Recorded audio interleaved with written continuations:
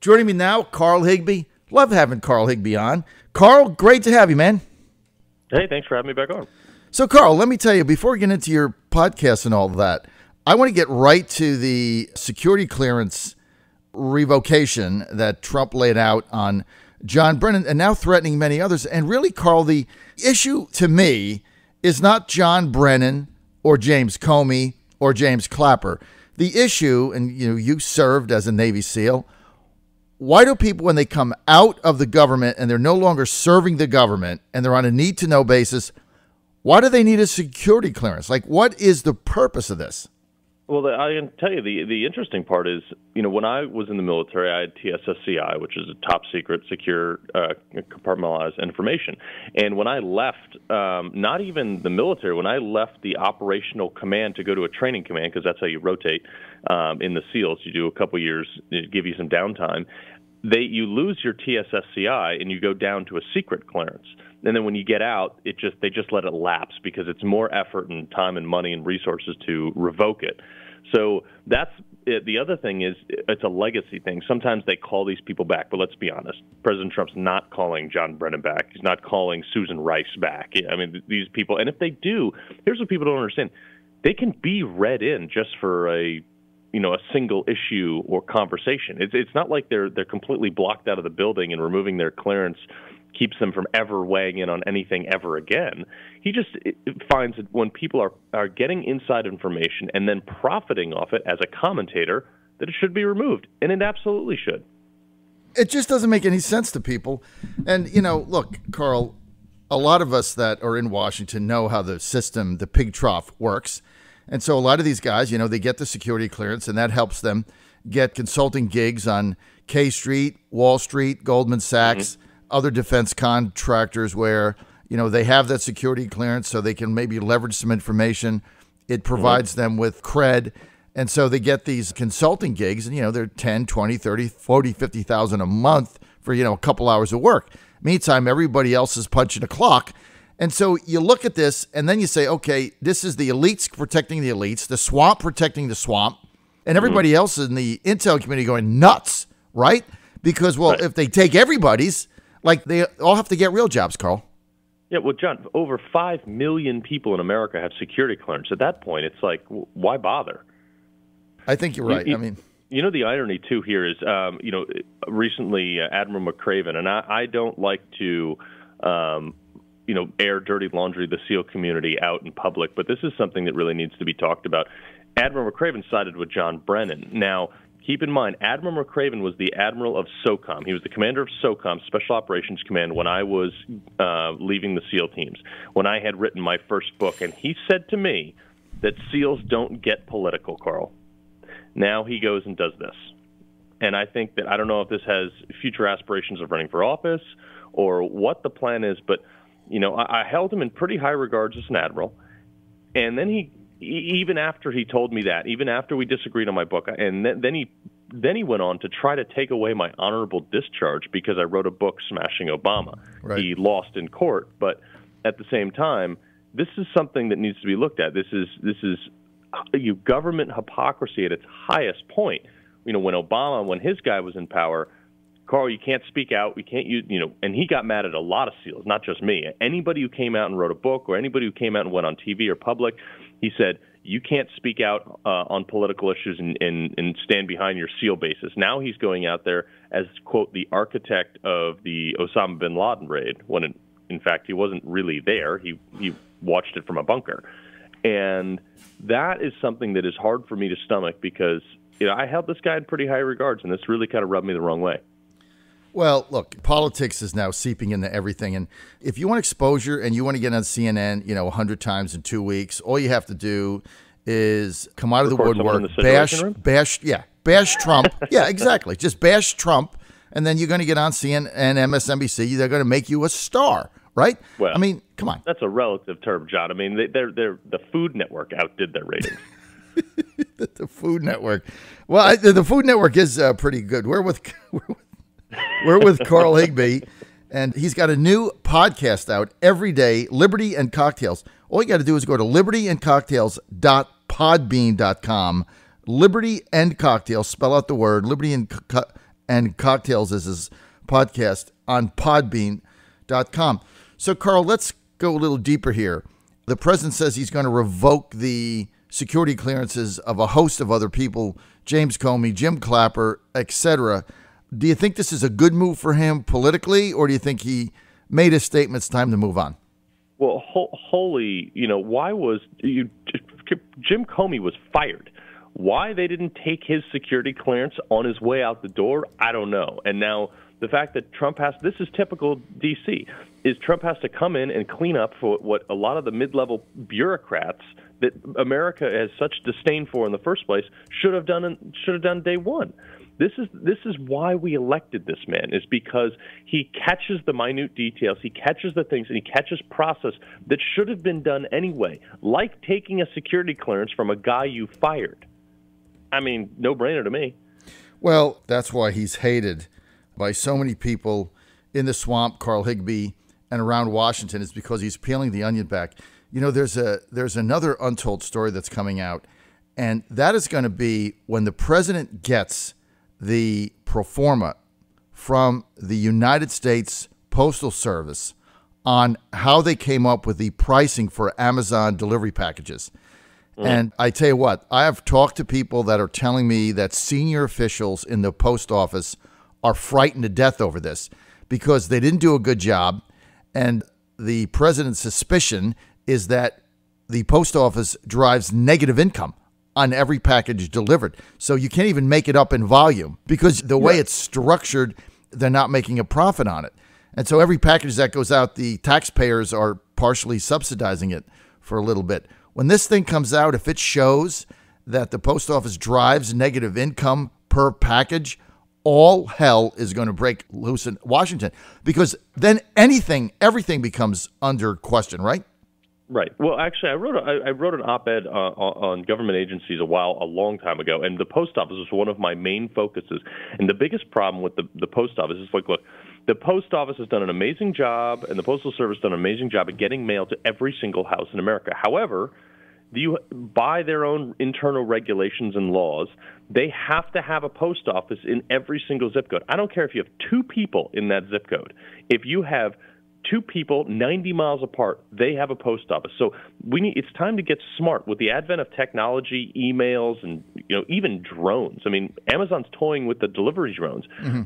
You could probably get rid of 50% of the post offices in America, and guess what? We would run just fine with the mail because we have technology. And that is the problem here, is they're stuck in an archaic way of operating where it's a statement. We have a post office at every single zip code. There's post offices that, you can Google this stuff. It's out there in plain view that you will have people that don't have a single person come into the post, or you'll have post offices that don't have a single person to come in for 2, 3, 4 days at a time. Get rid of them. It just doesn't make any sense. And these are the questions that the president's going to continue to ask. With Carl Higbie, his new podcast, Liberty and Cocktails with Carl Higbie. All you have to do, Liberty and Cocktails at Podbean, obviously. Carl, let's get to Omarosa. Jeez. I mean, you've met her. I've met her. She's not the friendliest person I've ever met in my life, to put it mildly. I'm sure you can attest to that. But what is the deal with this woman? And this is something I've talked a lot about this on a lot of shows. And she was, I wouldn't consider her a very close friend, but she was a friend. Mm-hmm. And I feel like someone like a cheating spouse almost. And where I just feel hurt, like didn't see it coming, didn't think it would ever happen. I mean, President Trump gave her 15 years of a career, her notoriety, her fame, everything about her succeeded because of the platform that President Trump gave her. And for her to turn around and throw this in someone's face like she did, I mean, Laura Trump said it best, I hope it was worth it. I hope it was worth it, because it's a huge betrayal. And it's not, I mean, nobody did anything wrong against her. John Kelly tried to give her the benefit of the doubt and was going to let her resign with honor and go into the private sector and make whatever money she wants. At that level, you can have a host of jobs. And she threw it back in her face for a quick buck. And when that quick buck, that $1 million or whatever she got for her book deal, is gone, there will be no one else to hire her. Zero. Short-term gain, long-term pain, right? Yeah. I'm kind of with you on this one. I really, I learned a long time ago, you burn this many bridges. I mean, I burned a few bridges in my life, Carl. I'm 60 years old, and maybe 2 of them in my life when I was much younger. And I really regretted both times because nothing good comes of it. I mean, always, nothing good ever comes of that. And sometimes you get into a tussle and those things turn out that way. But what she's done is very disloyal, but it's gross. I mean, when I look at the whole thing and I just look at her now, I'm like, yuck, it's icky. So, you make your money, but for what? You're right. When the book deal's gone and you spend the money, I don't know where she goes. Nobody's ever going to hire her. It's like there was a guy in Georgia that ran 3rd in the gubernatorial race, Casey Cagle, and what was his name? And the nominee, Brian Kemp. The guy ran 3rd, but he hated Cagle. So he calls Cagle up. I can't think of his name. I don't have time to look it up. Guy who was a state representative, hated Cagle, called him up and tried to make a deal with him to, if he paid off his campaign debt and paid certain bills from his campaign, he would back Cagle in the runoff. Well, he taped the calls, right? Oh, Jesus. Taped the calls. And on the tape, he was saying, now, Casey, this is just between us, okay? This is just you and me talking, right? So he taped them and released them to the media. So Cagle loses. Obviously, it hurt him because it looked like another backroom deal from an inside politician, and Kemp was the outsider. But I looked at that, and I said to myself, okay, so you had, 5 days in the sun, right? 5 days. And now what? Like, who would ever hire that person for anything? I wouldn't. Right. I mean, when you're having a conversation with somebody and you don't know if they're going to tape it and release it to the media or put it on Facebook, you're like, you're not going to talk to that individual, right? I mean, you don't know. You don't. Yeah, you don't know. And no one, no company's going to want to deal with that kind of baggage. I put out a tweet the other day. Everyone's accusing me of being paid off as well on the Twitterverse, which is, let me remind people, Twitter is not real life. But people are take it so serious. Well, you're being paid off. No. Do you know the Trump campaign for all my support did not pay me a dime during the 2016 elections? I was on board with that campaign for over a year without getting paid anything. I ended up going to a super PAC a couple months before the election.